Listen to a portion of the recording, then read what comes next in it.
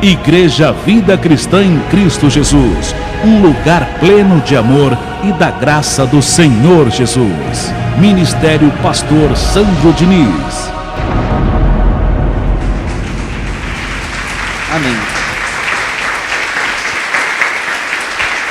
E o tema do estudo de hoje tem por título Considerações sobre a morte e a vida eterna.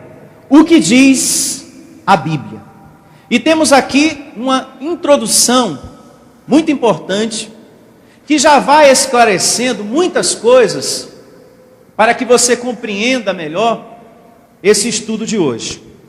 E diz assim a introdução: primeiramente, segundo a Bíblia, o que não sucede aos homens, ou seja, ao espírito, não reencarnam depois da morte.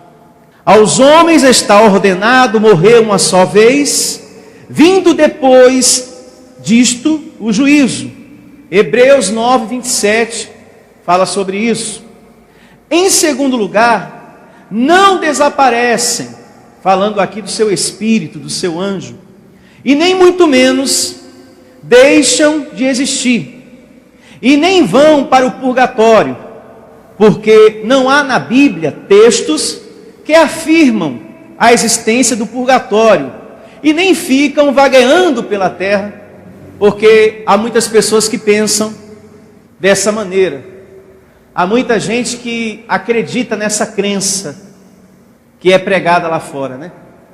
Que quando a pessoa morre, o espírito dela fica vagando pela terra, procurando o caminho da luz, procurando o caminho de casa, quando na verdade a palavra de Deus diz que nós somos luz do mundo e que a nossa pátria está nos céus.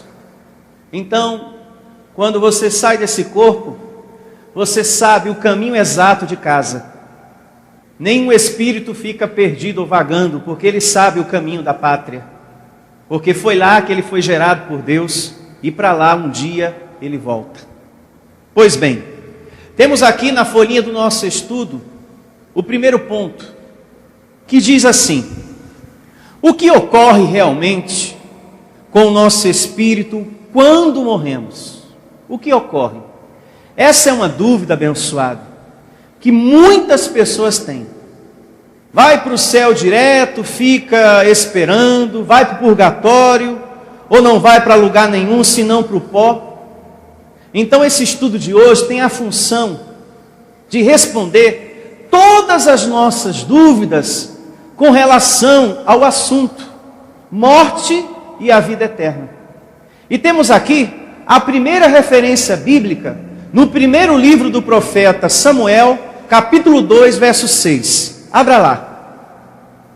Nessa primeira evidência, Deus, através da sua palavra, já vai nos aclarando essa questão. O que realmente acontece com o nosso espírito quando morremos. Primeiro livro do profeta Samuel, capítulo 2, verso 6. Assim diz a palavra de Deus: o Senhor é o que tira a vida e a dá. Veja que o mesmo que dá é o mesmo que depois tira. Então, já no início dessa narrativa, temos um grande entendimento que Satanás não é dono de nada. Ele não tira a vida de ninguém. É Deus o soberano, que é soberano em todas as coisas, para dar a vida e também tirar. Ele é o Senhor do tudo e de todos. O Senhor é o que tira a vida e a dá. Faz descer a sepultura e faz subir. Abençoado de Deus, eu pergunto a todos nessa reunião: o seu espírito veio de quem? Veio de Deus. Se veio de Deus, ele foi gerado pelo Criador. Então, quando o vaso de barro morre, deixa de ser, muito importante isso, quando ele deixa de ser, a palavra de Deus diz aqui que ele desce à sepultura. Sim ou não? Sim. E o seu espírito volta para o Criador. É para Ele que o seu espírito volta um dia. Veja, nós temos aqui nessa narrativa, sem nenhuma sombra de dúvida, que um filho de Deus jamais perde a salvação que eterna. Porque se o espírito sobe, ele está na glória com quem? Com Deus, desfrutando da vida eterna. E também podemos entender que o espírito de uma pessoa, ela não fica vagando por aqui. Porque se sobe, não pode estar por aqui. Não pode estar visitando você no quarto. Ou de repente falando através de uma tal pessoa. Como muita gente lá fora diz: ah, o espírito de papai falou comigo através de fulano. Impossível isso. Porque uma coisa que sobe para o Senhor, ela não pode estar aqui. Ela está com o Senhor. Por um período de tempo, há muitas pessoas que acham que o Espírito fica por aqui, se comunicando com o mundo dos vivos. Mas isso é impossível, porque o Espírito sobe para Deus. Então não existe esse período de tempo de um Espírito ficar por aqui, seja de papai, seja de mamãe, seja da tia, seja da prima. Tem algumas pessoas que creem firmemente que os espíritos dos mortos ficam aqui para avisá-los de perigos, ou para guiá-los em suas vidas e decisões, ou para assombrá-los. E muitas pessoas procuram um médium, um espírita, que alega facilitar seu contato com os mortos. Existe esse tipo de conversa lá fora. Porém, a palavra de Deus, ela é bem firme em dizer que a carne desce à sepultura e o espírito sobe a Deus. É o que a gente compreende quando a gente lê essa narrativa do capítulo 2, verso 6. O Senhor é o que tira a vida e a dá, faz descer a sepultura e faz subir. Está claro isso? Vejamos aqui na folhinha do nosso estudo a próxima evidência bíblica. Eclesiastes, capítulo 12, verso 5. Para quem não sabe, esse livro, ele é atribuído ao homem de Deus, Salomão.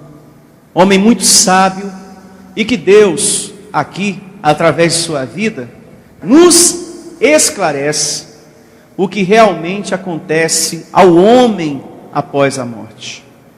Aqui Salomão, principalmente no início do capítulo 12, ele vai falando do corpo físico, do que acontece na velhice de um abençoado de Deus, segundo a carne.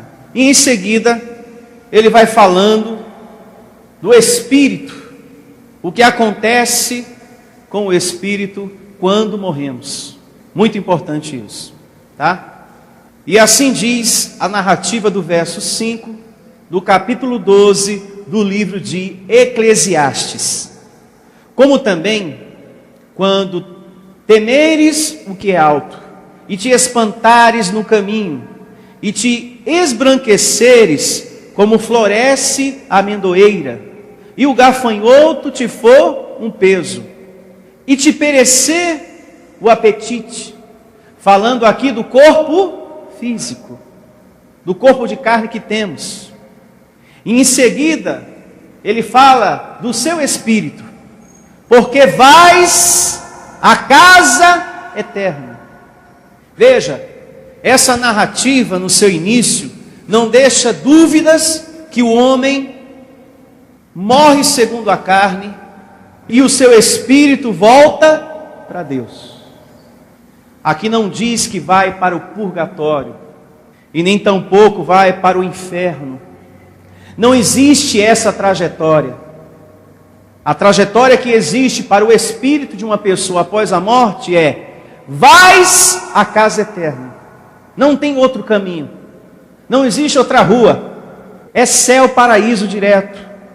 Então isso descarta toda essa crença que há no sistema religioso de purgatório e inferno.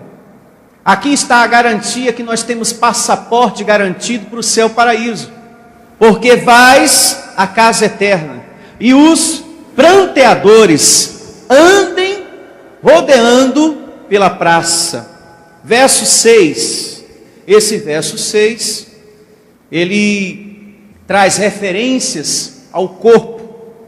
Porque um dia essa vida física se despedaça, deixa de ser, morre, ou seja, perece. Antes que se rompa o fio de prata e se despedace o copo de ouro, referências ao corpo, porque um dia o seu corpo se despedaça. Sim ou não? Sim. Então veja que a Bíblia faz uma analogia, uma comparação ao corpo usando essas palavras. Antes que se rompa o fio de prata e se despedace o copo de ouro e se quebre o cântaro junto à fonte e se desfaça a roda junto ao poço. Tudo isso aqui, palavras que apontam para o corpo de carne. Verso agora de número 7. E o pó volte à terra. O pó aqui é o corpo de carne. E o pó volte à terra como era, e o espírito volte a Deus que o deu. Abençoado de Deus. A Bíblia é um livro que nasceu do coração de Deus? Sim ou não? Sim. Sim. Sendo assim, estamos lendo aqui a vontade de quem com relação ao corpo físico e ao espírito? De Deus. Estamos lendo aqui algo que vem de Deus. E aqui ele está dizendo o que acontece com o corpo e com o espírito. Então, não há dúvida que o espírito vai direto para Deus. Amém? Amém? Coitada das pessoas que acreditam nesses ensinamentos de purgatório e inferno. Esses ensinamentos são para colocar medo nas pessoas. Você já ouviu muito falar sobre isso, de repente ainda escuta, porque tem um familiar seu que é da religião e que fala sobre isso. Vocês falam aí que estão salvos para sempre, mas só que eu estou aprendendo na minha igreja que existe o inferno, que existe o purgatório, e muita gente vai queimar lá. Esse pastor está ensinando a Bíblia toda errada para vocês, do jeito que o diabo gosta. Quando na verdade nós estamos aprendendo a palavra de Deus do jeito que Ele quer. Do jeito que Ele quer e do jeito que Ele gosta. Deus não faz confusão, é o homem. A sua palavra é clara e objetiva. Então há muitas religiões que acabam perturbando a vida das pessoas. A Bíblia é a palavra de Deus, e por ser a palavra de Deus, ela nos dá essa garantia em nome de Jesus. Amém? Amém. Verso 8. Vaidade de vaidade, diz o pregador, tudo é vaidade. Quando Salomão diz aqui vaidade de vaidade, tudo é vaidade, ele quer dizer tudo é passageiro. Porque a grande ilusão do homem é achar que as coisas daqui é permanente, é para sempre. Essa roupa que você está usando hoje, um dia ela acaba. Aquele sofá que você tem, ele não vai durar para sempre. Um dia a correia daquele sofá vai quebrar. Enfim, não vai durar para sempre. Tudo desse mundo, e também esse corpo de carne que temos, são coisas que se esgotam, se acabam com o passar do tempo. Essa porta que você está vendo aqui, ela não é para sempre. Um dia ela vai se acabar. Não é verdade? E Deus criou o cupim para ajudar, né? Para que ela acabe mais rápido. Ainda tem essa, né? Então veja que nada é para sempre, nada é permanente, nem o nosso corpo de carne e nem tampouco essa porta que está aqui. Mas o seu espírito, muito importante isso, não se acaba nunca, porque ele sobe para Deus. Como disse aqui o verso 7, sobe para aquele que criou o seu espírito. Muito lindo isso. Vejamos mais uma referência bíblica na folhinha do nosso estudo. Segunda carta de Paulo aos Coríntios, capítulo 5, verso 1. Assim diz a segunda carta de Paulo aos Coríntios, capítulo 5, verso 1. Mais uma referência que nos traz resposta, acerca do nosso espírito, o que acontece com ele após a morte. Olha só. Sabemos que, se a nossa casa terrestre deste tabernáculo se desfizer, temos da parte de Deus um edifício, casa não feita por mãos humanas, eterna nos céus. Diga, já está feita. Só está aguardando o teu espírito, mas já está tudo pronto. Amém? Diga, um corpo glorificado. E o verso 2 diz: e por isso, neste tabernáculo, gememos, desejando por sermos revestidos da nossa habitação celestial. Veja, a Bíblia uma vez mais nos apresenta aqui qual é a condição do cristão após a morte: vida eterna. Amém? Uma vez mais a Bíblia aponta para essa verdade. E uma outra coisa podemos entender também aqui nessa narrativa, mais precisamente no verso 2, porque no verso 2 diz que nós gememos por conta desse corpo, e é verdade. Por conta desse corpo de carne sofremos algumas situações, como por exemplo, tristeza, dor, ansiedade, porque quando a gente está esperando por algo, desejando muito a resposta de uma situação em nossa vida, enquanto isso não acontece, isso causa uma dor no nosso peito, sim ou não? Sim. É a ansiedade que gera isso. E um dia a gente vai estar livre de tudo isso, desse sofrimento também que é a ansiedade. Enfim, livres de todo sofrimento, e diante do Senhor seremos recompensados por Ele, recebendo um corpo melhor, um corpo celestial, pois assim afirma o Evangelho. Abra também a sua Bíblia no livro de Salmos, capítulo 73, verso 24, e coloque como observação na folhinha. Igreja Vida Cristã em Cristo Jesus, a igreja que estimula a sua fé sem desprezar a sua inteligência. Ministério Pastor Sandro Diniz.